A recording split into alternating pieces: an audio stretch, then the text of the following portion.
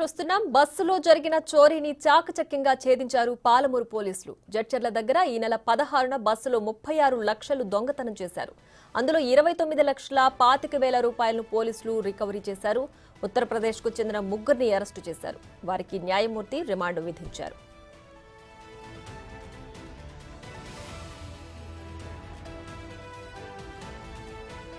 ఆయన picket depot bus ఎంజీబీఎస్లో ఎక్కి కర్నూలు వెళ్తుండగా ఇక్కడ దిగి చూసుకోగా మనకు జడ్చర్ల బస్ స్టాండ్లో చూసుకుంటే తనవి 36 లక్షలు పోయినాయి అనేసి మనకు కంప్లైంట్ ఇవ్వడం జరిగింది.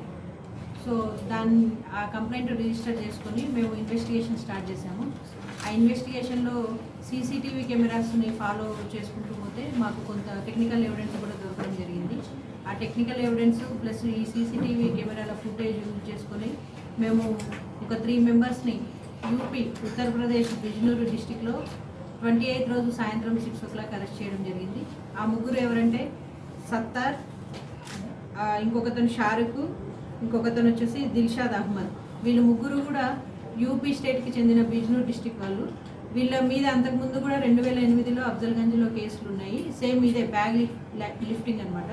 ఇది బస్సులో ఎవరైతే ఎక్కిన తర్వాత వాళ్ళ దగ్గర ఏమైనా క్యాష్ ఉన్నాయనేసి వెరిఫై చేసుకొని కామ్గా ఆ డబ్బు సంచి తీసేసుకొని ఆ బస్ స్టాండ్ రాకముందే దిగి వెళ్ళిపోతారు. వీళ్ళ ఏమో అది. సో ఈ ముగ్గురిని కూడా మనం 28 రోజు యూపీలో అరెస్ట్ చేసి అక్కడ లోకల్ కోర్టులో ప్రొడ్యూస్ చేయడం జరిగింది. ఈ ముగ్గురులో మన దగ్గర ఇప్పుడు ఇద్దరు దిల్షాద్ అండ్ షారుఖ్ ఉన్నారు. ఈ సత్తార్ అనే అతనికి కొంచెం హెల్త్ ఇష్యూస్ ఉండడం వల్ల అతనికి నోటీసులు ఇవ్వడం జరిగింది. మనం ఈ ముగ్గురిని అరెస్ట్ చేసి టోటల్ క్యాష్ వచ్చేసి మనకు 36 lakhsలో వీళ్ళు కొంత వాడుకోగా 29,25,000 మనం రికవరీ చేయడం జరిగింది. మిగిలిన 75,000 వీళ్ళు ఇక్కడ షెల్టర్ తీసుకోవడం జరిగింది హైదరాబాద్లో పహాడీ షరీఫ్ ఏరియాలో. అక్కడ వాళ్ళకి తెలిసిన వాళ్ళకి ఒక 75,000 ఇచ్చి మళ్ళీ వస్తామని చెప్పి వెళ్ళడం జరిగింది. ఫర్దర్ కస్టడీకి తీసుకొని ఈ 75,000 కూడా మేము నెక్స్ట్ రికవరీ చేస్తామని చెప్పి. అంటే మరింత సమాచారం మా ప్రతినిధి శంకర్ ఫోన్ లైన్ లో అందిస్తారు. శంకర్, చెప్పండి, బస్సులో జరిగిన చోరీలో మొత్తం ముగ్గురిని పోలీసులు అరెస్ట్ చేశారు కదా, దొంగతనానికి పాల్పడిన వారిలో ఇంకా ఉన్నారా? ఈ ముగ్గురేనా? ప్రియా, ఆర్టీసీ బస్సులో గత 10 రోజుల క్రితం జరిగినటువంటి భారీ చోరీలో కూడా ముగ్గురు నిందితులు ఉన్నట్టుగా కూడా పోలీసులు గుర్తించారు. ముఖ్యంగా ఆ రోజు ఏదైతే 36 లక్షల బ్యాగ్ తో తన పిఎఫ్ తీసుకుని కర్నూలుకు వెళ్తుండగా కూడా ఈ యొక్క దొంగతనం చోటు చేసుకుంది. దీంతో పాటుగా ఆ రోజు ఆయన దిగిన వెంటనే కూడా అక్కడ స్థానికంగా ఉన్నటువంటి జడ్చర్ల పోలీస్ స్టేషన్ లో ఆయన ఫిర్యాదు చేయడం జరిగింది. దీనికి సంబంధించి పోలీసులు విచారణ చేపట్టారు. ఆ రోజు ఆ ఆర్టీసీ బస్సులో ఎవరైతే ప్రయాణం చేశారో వారికి సంబంధించినటువంటి టోటల్ ఇన్ఫర్మేషన్ కూడా వాళ్ళు తీసుకున్నటువంటి పరిస్థితి అయితే కనిపించింది. ముఖ్యంగా ఈ నెల అంటే 16వ తేదీన 36 లక్షలు పెట్టుకొని ఆయన కర్నూలు బయలుదేరాడు. ఎంజీబీఎస్ బస్ స్టాండ్ లో కూడా ఆయన 7:45 బయలుదేరి 9:20 ప్రాంతంలో కూడా బస్ స్టాండ్ కు చేరుకున్నటువంటి పరిస్థితి కనిపించింది. కానీ ఆ రోజు దానికి సంబంధించి బస్సులో సీసీ ఫుటేజ్ పనిచేయకపోవడంతో ఎస్పీ నేరుగా రంగంలోకి దిగింది. మహబూబ్నగర్ ఎస్పీ సిఐఎస్ఐ తో కూడా మాట్లాడింది. దీనికి సంబంధించి ఎంజీబీఎస్ బస్ స్టాండ్ నుంచి కూడా ఇక్కడికి వచ్చినటువంటి ప్రయాణికులు వారి కదలికల పైన ప్రత్యేకమైనటువంటి దృష్టి సారించినటువంటి పరిస్థితి కనిపించింది. దీంతో జడ్చర్ల సీసీ ఫుటేజ్ ను కూడా వాళ్ళు పూర్తి స్థాయిలో పరిశీలించారు.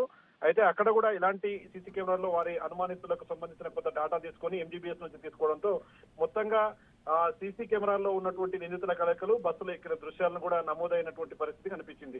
అయితే నిందితులు ఎవరు, జడ్చర్ల నుంచి ఎక్కడికి వెళ్లారనే కోణంలో కూడా పోలీసులు 2 వారాలుగా గాలించి ఎట్టకేలకు అదుపులోకి తీసుకున్నట్టుగా సమాచారం వస్తుంది. మొత్తంగా వీరు గుజరాత్ రాష్ట్రానికి చెందిన వారిగా గుర్తించింది. వారు కొట్టేసిన డబ్బులో నుండి దాదాపు 20 లక్షల రూపాయలు కూడా స్వాధీనం చేసుకున్నట్లుగా మనకు తెలుస్తుంది. మరో 6 లక్షలు మాత్రం ఖర్చు చేసినట్టుగా వాళ్ళు పోలీసులకు చెప్పినట్టుగా తెలుస్తుంది. ఏదేమైనప్పటికీ పెద్ద అమౌంట్ పోలీసులు చాకచక్యంతో త్వరితగతిన కేసును ఛేదించి తమకు డబ్బులు ఇచ్చినందుకు పూర్తిగా ఆ రోజు ఎవరైతే డబ్బులు పోగొట్టుకుని ఇబ్బంది పడ్డాడో ఉద్యోగి దామోదర్ అయితే పూర్తి స్థాయిలో ఆనందం వ్యక్తం చేస్తున్నాడు. పోలీసులకు పూర్తిగా కృతజ్ఞతలు తెలుపుతున్నటువంటి పరిస్థితి కనిపించింది. మొత్తంగా అయితే భారీ చోరీని అయితే పోలీసులు త్వరితగతిన ఛేదించారు. నిందితులను ఇప్పటికైతే రిమాండ్ కు తరలించినటువంటి పరిస్థితి అయితే ఇక్కడ కనిపిస్తుంది. Right Shankar, thanks for the updates.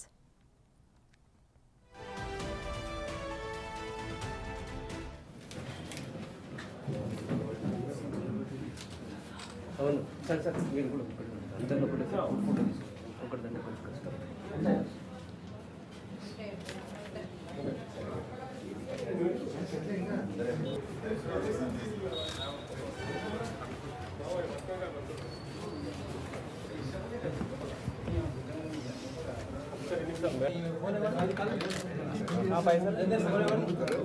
నాదేనా నాది